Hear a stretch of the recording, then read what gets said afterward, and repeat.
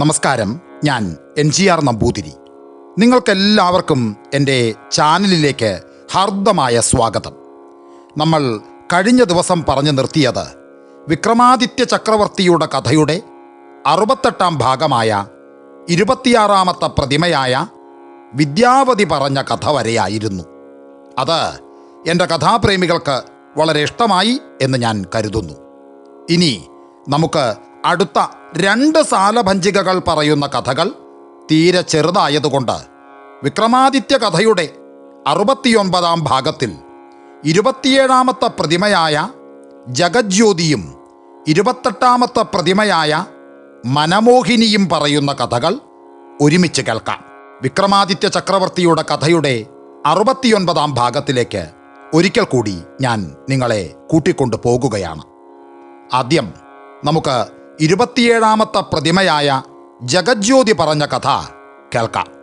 അങ്ങനെ പതിവ് പോലെ സിംഹാസനം ലക്ഷ്യമാക്കി പടികയറിയ ഭോജരാജാവിനെ അന്നു തടഞ്ഞത് 27-ാമത്തെ സാലഭഞ്ജിക ജഗജ്യോതിയാണ്. വിക്രമാദിത്യ ചക്രവർത്തിയെക്കുറിച്ച് പുകഴ്ത്തി സംസാരിച്ചതിന് ശേഷം ജഗജ്യോതി ആ മഹൽ ജീവിതത്തിലെ ഒരു സംഭവം അനുസ്മരിച്ചു. വിക്രമാദിത്യൻ ഉജ്ജയിനിയിൽ വാഴുന്ന കാലം ഒരിക്കൽ ഒരു രത്നവ്യാപാരി അദ്ദേഹത്തെ കാണാനെത്തി. തൻ്റെ കൈവശമുള്ള വിവിധ രത്നങ്ങൾ അയാൾ ചക്രവർത്തിയുടെ മുന്നിൽ നിരത്തി. അവയെല്ലാം തന്നെ ചക്രവർത്തിയുടെ ശേഖരത്തിൽ ഉള്ളവയായിരുന്നു. അപൂർവമായിട്ടുള്ള 10 രത്നങ്ങൾ കിട്ടിയാൽ നന്നായിരുന്നു എന്ന് വിക്രമാദിത്യൻ അഭിപ്രായപ്പെട്ടപ്പോൾ 2 ആഴ്ചത്തെ സമയം കിട്ടിയാൽ അത്തരത്തിലുള്ള രത്നങ്ങൾ കൊണ്ടുവരാമെന്നായി വ്യാപാരി. വിക്രമാദിത്യൻ അത് സമ്മതിച്ചു. വിശേഷപ്പെട്ട 10 രത്നങ്ങളുമായി കൃത്യം 12-ാം ദിവസം താൻ വീണ്ടും ഉജ്ജയിനിയിലെത്തുമെന്ന് വാക്കുകൊടുത്ത് ആ വ്യാപാരി മടങ്ങിപ്പോയി. പറഞ്ഞതുപോലെ ഏറെ വിശേഷപ്പെട്ടതും അമൂല്യവുമായ രത്നങ്ങൾ 10 എണ്ണം അയാൾ ശേഖരിച്ചു. പറഞ്ഞ ദിവസം തന്നെ കൊട്ടാരത്തിലെത്തണമെന്നുള്ള നിശ്ചയമുണ്ടായിരുന്നതിനാൽ തിടുക്കപ്പെട്ട് അയാൾ ഉജ്ജയിനിയിലേക്ക് തിരിച്ചു. പക്ഷേ വഴിയിലുള്ള ഒരു പുഴ അപ്പോഴേക്കും കര കവിഞ്ഞ് ഒഴുകാൻ തുടങ്ങിയിരുന്നു. കൂടാതെ നല്ല മഴയും. വ്യാപാരി തോണിക്കാരനെ സമീപിച്ച് തന്നെ പുഴ കടത്തണമെന്ന് ആവശ്യപ്പെട്ടു. താങ്കൾ ഈ മഴ കാണുന്നില്ലേ? കൂടാതെ കാറ്റുമുണ്ട്. ഇപ്പോൾ തോണി ഇറക്കാൻ സാധ്യമല്ല. തോണിക്കാരൻ കട്ടായം പറഞ്ഞു. അയ്യോ, അങ്ങനെ പറയരുത്. ഇന്ന് തന്നെ എനിക്ക് ചക്രവർത്തിയെ കണ്ടേ പറ്റൂ. വിക്രമാദിത്യ ചക്രവർത്തിയുടെ മുന്നിൽ വാക്കുവ്യത്യാസം കാട്ടാൻ എനിക്കാവില്ല എന്ന് വ്യാപാരി പറഞ്ഞു. അത് കേട്ടപ്പോൾ എന്താവശ്യത്തിനാണ് ചക്രവർത്തിയെ കാണുന്നതെന്നായി ആ തോണിക്കാരൻ്റെ ചോദ്യം. ഉടനെ വ്യാപാരി കാര്യം പറഞ്ഞു. 10 രത്നങ്ങളാണ് തൻ്റെ കൈവശമുള്ളത്. അത് കഴിവതും വേഗം തിരുമുന്നിലെത്തിക്കണം എന്ന് പറഞ്ഞു. പക്ഷേ ഈ അവസ്ഥയിൽ പുഴയിൽ വള്ളമിറക്കുക അത്ര എളുപ്പമല്ല. കാര്യം എത്ര അടിയന്തര സ്വഭാവമുള്ളതായാലും ശരി, ജീവനിൽ കൊതിയുള്ളവരാരും ഇപ്പോൾ പുഴ മുറിച്ചു കടക്കാൻ ഒരുമ്പിടില്ല. വള്ളക്കാരൻ പിന്നെയും തടസ്സം പറഞ്ഞു. വ്യാപാരി പിന്നെയും നിർബന്ധം പിടിച്ചു. നല്ല ഒരു തുക പ്രതിഫലമായി നൽകാമെന്ന് വാഗ്ദാനം കൊടുത്തു. അപ്പോൾ ആ തോണിക്കാരൻ ഇങ്ങനെ പറഞ്ഞു. 10 രത്നങ്ങളല്ലേ നിങ്ങളുടെ കൈവശമുള്ളത്? അതിൻ്റെ പാതി എനിക്ക് തരാമെങ്കിൽ തോണി ഇറക്കാൻ ഞാൻ ശ്രമിക്കാം. അത് കേട്ടപ്പോൾ വ്യാപാരി ആകെ വിഷമത്തിലായി. അയാൾ തോണിക്കാരനുമായി കുറേ നേരം തർക്കിച്ചു. പക്ഷേ ഫലമുണ്ടായില്ല. 5 രത്നങ്ങൾ തന്നാൽ അപ്പുറം കടത്താം, അല്ലെങ്കിൽ വേറെ വഴി നോക്ക് എന്ന് പറഞ്ഞ് തോണിക്കാരൻ അയാളെ ഒഴിവാക്കാൻ നോക്കി. വേറെ ഒരു വഴിയും ഉണ്ടായിരുന്നില്ല. ഒടുവിൽ തൻ്റെ കൈവശമുള്ള 10 രത്നങ്ങളിൽ 5 എണ്ണം തോണിക്കാരന് നൽകാമെന്ന് സമ്മതിക്കേണ്ടി വന്നു. പക്ഷേ വള്ളമിറക്കിയപ്പോൾ ഭയപ്പെട്ടതുപോലെ കാറ്റും കോളുമൊന്നും ശല്യം ചെയ്തില്ല. പക്ഷേ പുഴയിൽ നല്ല കുത്തൊഴുക്കുണ്ടായിരുന്നു. സമർത്ഥനായ തോണിക്കാരൻ അത് തരണം ചെയ്ത് തോണി സുരക്ഷിതമായി അക്കരെ എത്തിച്ചു. വാക്കു പറഞ്ഞതനുസരിച്ച് 10-ൽ പാതി 5 രത്നങ്ങൾ തോണിക്കാരൻ സ്വന്തമാക്കി. അങ്ങനെ കൃത്യദിവസം തന്നെ വ്യാപാരി രത്നങ്ങളുമായി തിരിച്ചു വന്നത് കണ്ടപ്പോൾ വിക്രമാദിത്യന് സന്തോഷമായി. എന്നാൽ 10 രത്നങ്ങളിൽ 5 എണ്ണമേ തനിക്ക് കൊണ്ടുവരാൻ കഴിഞ്ഞുള്ളൂ എന്ന് വ്യാപാരി പറഞ്ഞു. ഹേയ്, 10 കൊണ്ടുവരാമെന്നല്ലേ താങ്കൾ പറഞ്ഞത്? പിന്നെ എന്തു പറ്റി എന്ന് വിക്രമാദിത്യൻ ചോദിച്ചു. അപ്പോ നടന്ന സംഭവങ്ങളെല്ലാം വ്യാപാരി വിക്രമാദിത്യനോട് വിശദീകരിച്ചു. പക്ഷേ കഥ കേട്ടപ്പോ ആ തോണിക്കാരന് 5 രത്നം നൽകിയതിൽ വിക്രമാദിത്യൻ അതൃപ്തി കാട്ടിയില്ല. വാക്കുവ്യത്യാസം വരുത്താതെ വ്യാപാരി കൃത്യസമയത്ത് വന്നുവല്ലോ, അത് ശ്ലാഘനീയം തന്നെ. ഉടനെ വ്യാപാരി മടങ്ങിപ്പോകാനൊരുങ്ങിയപ്പോൾ വിക്രമാദിത്യൻ 10 രത്നങ്ങളുടെ വില അയാൾക്ക് നൽകി. വ്യാപാരി അത്ഭുതപ്പെട്ടുപോയി. ഉടനെ നമ്മുടെ വിക്രമാദിത്യ മഹാരാജാവ് ആ വ്യാപാരിയോട് പറഞ്ഞു, വാക്കുപാലിക്കാൻ വേണ്ടി ഇത്രയും കഷ്ടപ്പെട്ട് ഇവിടെ എത്തിയ നിങ്ങൾക്ക് ഒരു തരത്തിലുള്ള നഷ്ടവും സംഭവിക്കരുത്. ഇത് ഞാൻ അങ്ങേക്ക് സന്തോഷമായി നൽകുന്നതാണ്, വാങ്ങിക്കൊള്ളൂ. വിക്രമാദിത്യൻ വ്യാപാരിയോട് പറഞ്ഞു. വിക്രമാദിത്യ ചക്രവർത്തിയെ പലവട്ടം വണങ്ങി മനസ്സ് നിറഞ്ഞ് വ്യാപാരി മടങ്ങി. ഇത്രയും നീതിമാനായ ഒരു ചക്രവർത്തി മറ്റെങ്ങുണ്ട്? സാലഭഞ്ജിക ചോദിച്ചു. അത് കേട്ടപ്പോൾ ഭോജരാജാവ് സമ്മതഭാവത്തിൽ തല കുലുക്കി. അങ്ങനെ അന്നത്തെ ചടങ്ങുകൾക്ക് സമാപനം കുറിച്ച് ശംഖനാദം മുഴങ്ങി. ഭോജരാജാവ് തൻ്റെ അനുചരന്മാരോടൊപ്പം കൊട്ടാരത്തിലേക്ക് മടങ്ങിപ്പോവുകയും ചെയ്തു. ഇനി നമുക്ക് 28ാമത്തെ പ്രതിമയായ മനമോഹിനി പറഞ്ഞ കഥ കേൾക്കാം. അങ്ങനെ പതിവനുസരിച്ച് സിംഹാസനാരോഹണത്തിനായി എത്തിയ ഭോജരാജനെ 28ാമത്തെ പടിയിൽ നിന്ന പ്രതിമ തടഞ്ഞു. വിശ്വവിശ്രുതനായ വിക്രമാദിത്യ ചക്രവർത്തിയുടെ സിംഹാസനം ഭോജരാജാവിന് സ്വപ്നം കാണാൻ കൂടി കഴിയാത്ത ഉയരത്തിലാണെന്ന് ആ സാലഭഞ്ജിക വാദിച്ചു. ഭോജരാജാവ് അത് കേട്ടപ്പോൾ ചിരിച്ചുകൊണ്ട് ആ സാലഭഞ്ജികയുടെ നാമം എന്താണെന്ന് ചോദിച്ചു. മനമോഹിനി എന്നാണ് എൻ്റെ പേര് എന്ന ആ സാലഭഞ്ജിക പറഞ്ഞു. അത് കേട്ടപ്പോൾ ഭോജരാജൻ ചോദിച്ചു, ഓഹോ, നിന്റെ സഖികളെപ്പോലെ വിക്രമാദിത്യ ചക്രവർത്തിയുടെ അപദാനങ്ങൾ വർണ്ണിക്കാൻ നിന്റെ പക്കൽ കഥയൊന്നുമില്ലേ എന്ന് ചോദിച്ചു. അതു ശരി, കഥ കേട്ട് അങ്ങും വിക്രമാദിത്യ ചക്രവർത്തിയുടെ ആരാധകനായി മാറിയെന്ന് എനിക്ക് തോന്നുന്നു. അതിൽ തെല്ലും അത്ഭുതമില്ല.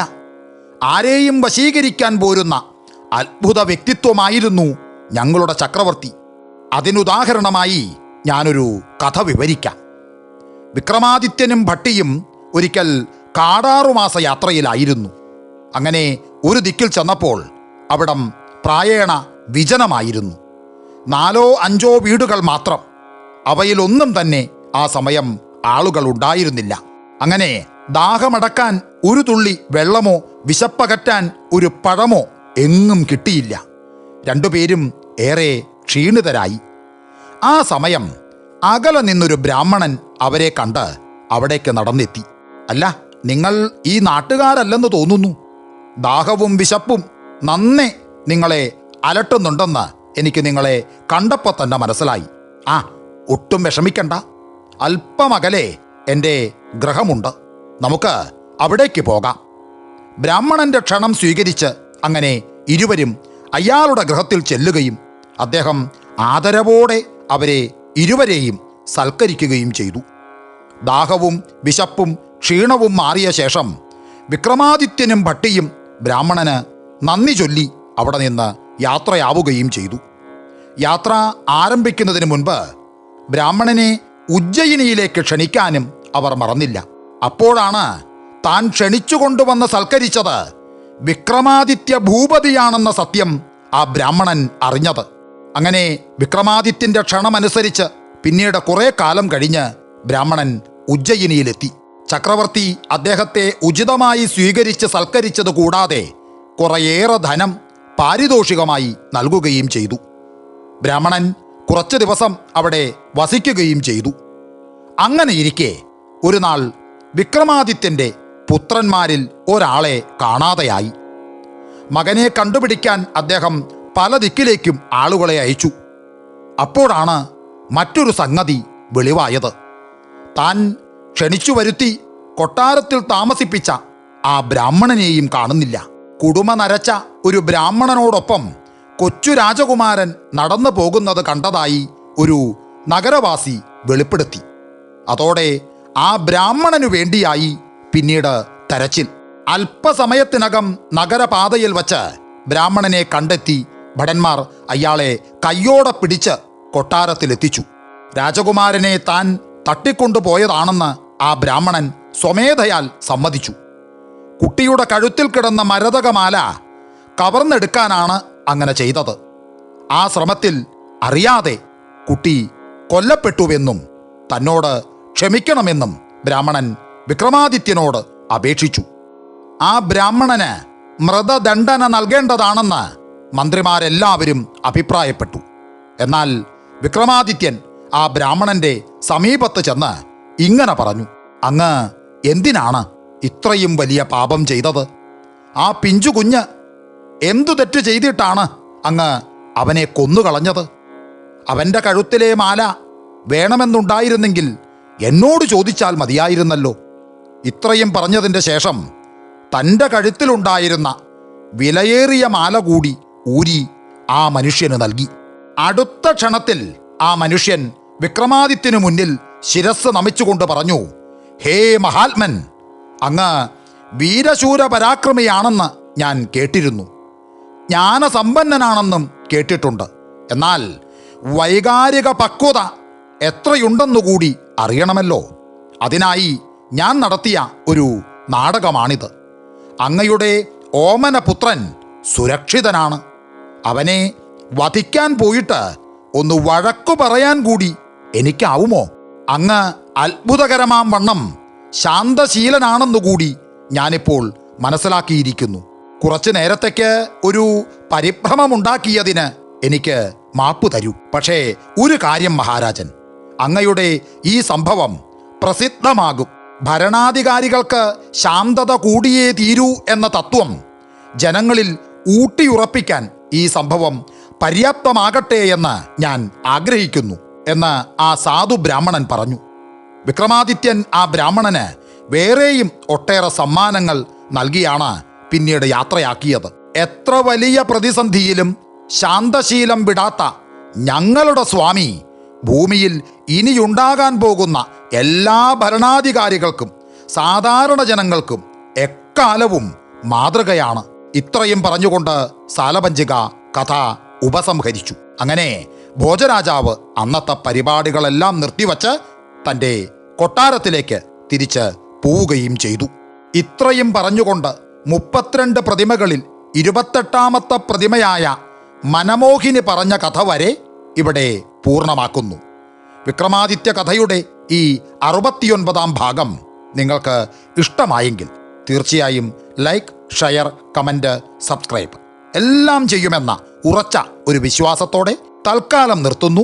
നിങ്ങൾക്കെല്ലാവർക്കും ഒരിക്കൽ കൂടി എൻ്റെ നന്ദി, നമസ്കാരം.